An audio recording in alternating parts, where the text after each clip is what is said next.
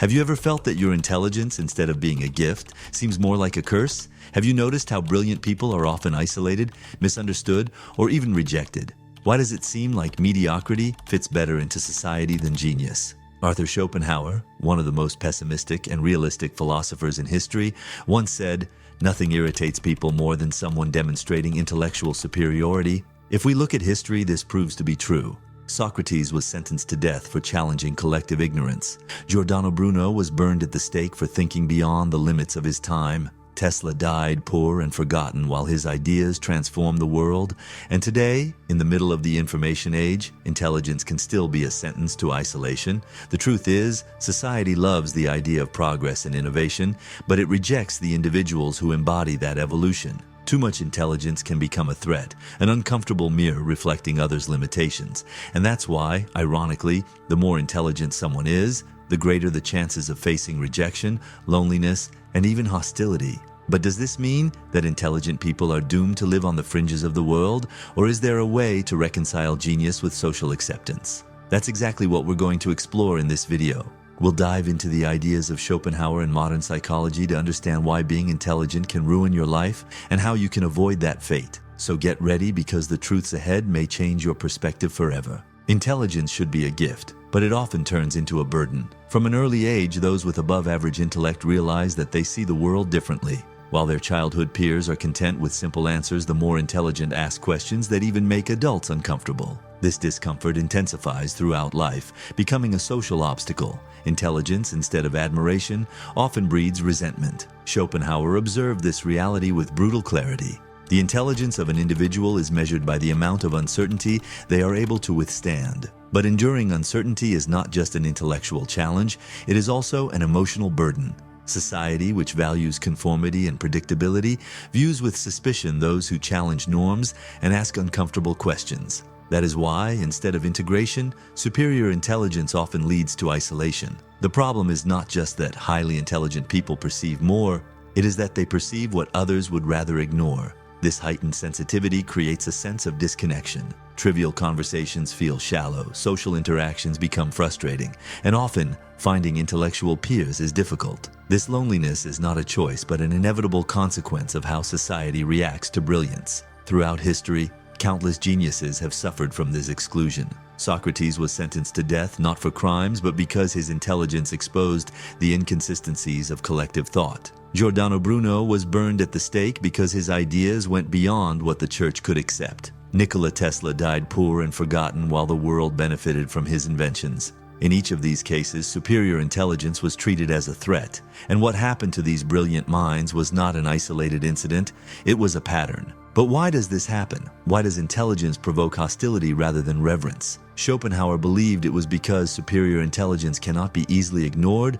or relativized. If someone has wealth or power, others can believe it came from luck or privilege. But intelligence is innate, a disturbing distinction that lays bare intellectual inequalities. This discomfort creates what psychologists call a cognitive threat, a phenomenon in which the mere presence of a more intelligent person can make others feel inferior, even if that person has no intention of diminishing anyone. This feeling is instinctive, which is why many people avoid or reject those with above-average intelligence. The problem is that this rejection doesn't come only from individuals, but from society as a whole. Educational systems are designed for the average, workplaces value conformity, and even popular culture glorifies simplicity at the expense of depth. Intelligence, instead of being an asset, becomes an obstacle to fitting into the world. The question remains, is this rejection merely a psychological defense, or is there something deeper at play? Why does society seem to favor mediocrity? That is exactly what we will explore next. Intelligence is not just a personal trait,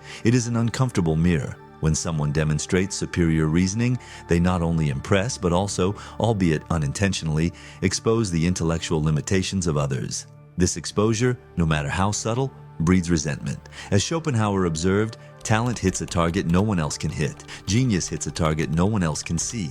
And what cannot be seen is often perceived as a threat. Envy of intelligence is not like envy of wealth or status.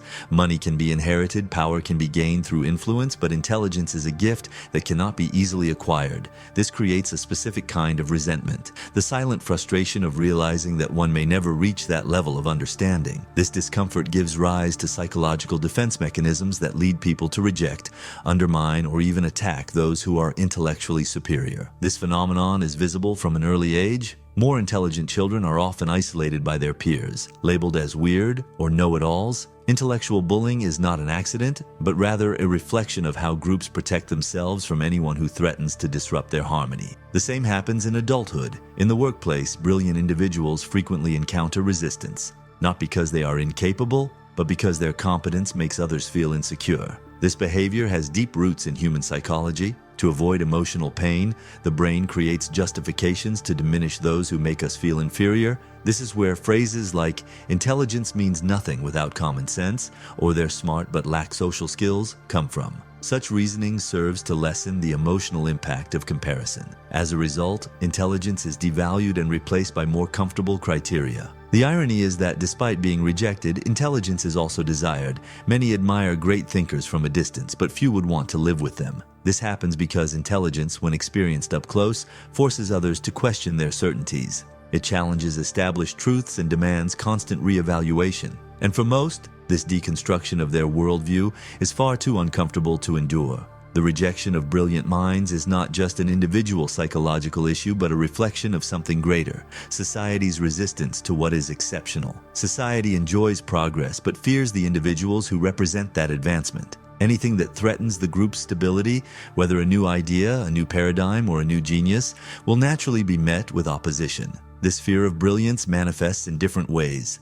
Sometimes it takes the form of subtle distancing or a lack of recognition. Other times it is a more aggressive reaction, such as ridicule or even outright hostility. The rejection of highly intelligent individuals does not happen because they fail to connect. It happens because their very existence poses a challenge to others. This dynamic explains why, throughout history, many geniuses have been persecuted, ignored, or even eliminated. Society only acknowledges them when it is too late, when their ideas no longer pose a direct threat. This cycle of resistance and delayed acceptance creates a cruel paradox. The most brilliant minds are the ones who have the most to offer, yet they are also the ones who struggle the most to find their place in the world. But if this is true, why does mediocrity always seem to triumph? Why do those who are average, predictable, and conformist seem to fare better in social life? This is one of the greatest ironies of existence, and that is exactly what we are going to explore next. Society likes to believe that it values intelligence, but reality tells a different story. In everyday life, mediocrity is not only accepted, it is encouraged. Average people find it easier to fit in, build relationships, and even achieve success. Meanwhile, those who challenge the norm with their intelligence face resistance, isolation, and even hostility. This happens because mediocrity is comfortable, while genius is disruptive. Schopenhauer understood this dynamic well. He stated, "To be popular, one must be mediocre." This is because the average person poses no threat. They reinforce the group's beliefs, don't challenge anyone to think more deeply, and don't create discomfort. This creates what sociologists call a cognitive safety zone, a space where everyone can exist without the risk of feeling inferior or insecure. The effects of mediocrity can be seen in all aspects of society. In the workplace, for example, highly competent people are often overlooked in favor of more sociable and predictable colleagues.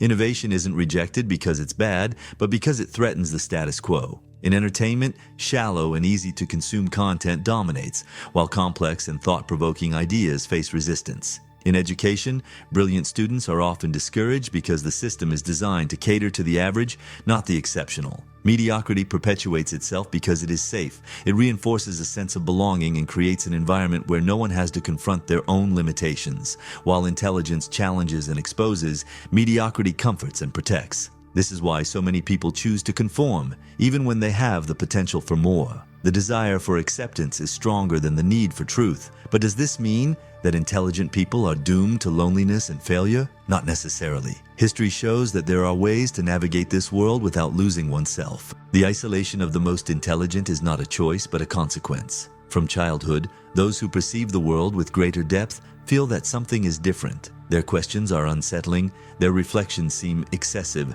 and their concerns are not shared by those around them. Little by little, they realize they are alone, not because they want to be, but because there are few with whom they can truly connect. Schopenhauer captured this feeling with precision. Solitude is the fate of all great minds. This solitude is not just about being physically isolated, but about feeling that no one around shares the same level of thought or understanding. The genius finds no resonance in superficial conversations, is not satisfied with trivial distractions, and often lacks patience for social games that seem empty and exhausting. This isolation can manifest in various ways. Some people shine but become distant figures, admired from afar, yet never truly understood. Others try to fit in, dimming their light to be accepted, sacrificing their authenticity in the name of social belonging. And then there are those who simply give up, retreating into an internal world where they can think freely, but without the human connection they deeply need. The solitude of genius is not just about a lack of friends or recognition. It can lead to a profound sense of disillusionment, the idea that no matter what they do, they will never be truly understood. This is one of the reasons why so many brilliant intellectuals and artists have faced periods of depression and despair. They saw what others could not, but instead of being valued, they were ignored, ridiculed, or even persecuted. However, this solitude can also be a sign of something greater. A mind that walks ahead of its time will inevitably encounter resistance. Recognition may not come immediately, but history shows that over time, many ideas rejected in the present become accepted truths in the future. But how does one deal with this solitude? How can one find purpose and meaning in a world that seems hostile to intelligence? This leads us to the final question. Is there a way out of this dilemma? Let's find out next. If intelligence can lead to rejection, isolation, and even unhappiness, the inevitable question is there a path for those who see beyond, or are they doomed to live on the fringes of society like so many geniuses of the past? Schopenhauer, always skeptical of human nature, believed that the true wise person should withdraw from the world. To him, trying to fit into a society that values mediocrity was a futile effort. Intelligence is invisible to those who have none, but is that the only option? In fact, isolation can be a temporary solution to avoid frustration. Creating a space for introspection, where intelligence can flourish without the limitations of others' opinions, is essential. However, human beings are inherently social. Living completely detached means giving up a fundamental part of the human experience. The real challenge is not choosing between genius and acceptance, but finding a way to balance both. One of the most effective strategies is the careful selection of environments and social circles. Instead of trying to fit in where there is no room for depth, the highly intelligent should seek out spaces that value critical thinking, creativity, and innovation. This could mean joining academic communities, philosophical groups, or even connecting with intellectual peers online, where the space for discussion is broader. Another crucial approach is what psychologists call strategic adaptation. This does not mean hiding intelligence, but learning how to adjust it depending on the context.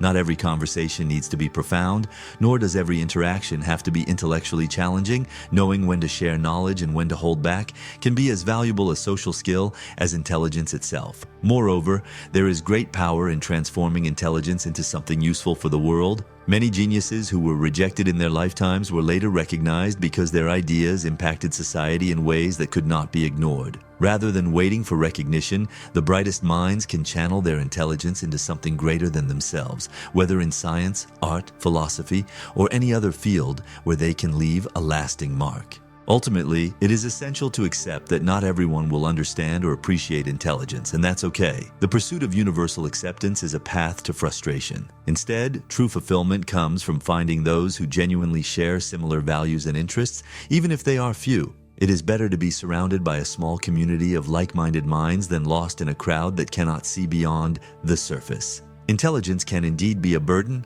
but it can also be a powerful tool. The world is not always kind to the brilliant, but those who learn to navigate its complexities can find meaning and purpose despite the resistance. The ultimate question is not whether intelligence ruins lives, but rather how each person chooses to use it. Intelligence can be both a gift and a curse. As we've seen, the brightest minds often face rejection, isolation, and resistance, not because they fail to connect, but because their very existence challenges the comfort of mediocrity. Schopenhauer foresaw this when he stated, "The greater the mind, the more it will suffer in the company of men."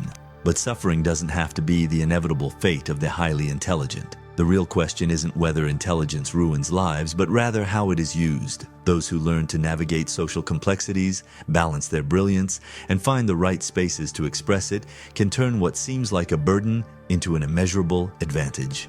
The world may reject the brilliant in the present, but it is always shaped by those who dare to see beyond. And if you've made it this far, it's probably because you feel this dilemma in your own skin. Maybe you've felt out of place, misunderstood, or even suffocated in conversations that lack depth, surrounded by environments where critical thinking isn't welcome. Know that you are not alone. There are others like you, questioners, restless minds, those who are unsatisfied with easy explanations, and more importantly, the world needs minds like yours. If this video resonated with you, leave a comment below. I want to know, have you ever felt that your intelligence has hindered you more than it has helped? How did you deal with it? And if you haven't subscribed to the channel yet, take a moment to do so and activate the notification bell. Here, we value deep thinking and challenge superficial ideas. And before you go, don't miss the next video appearing on your screen. It might completely change your perspective on another great thinker who also suffered from rejection. But be warned, after watching, you may never see the world the same way again.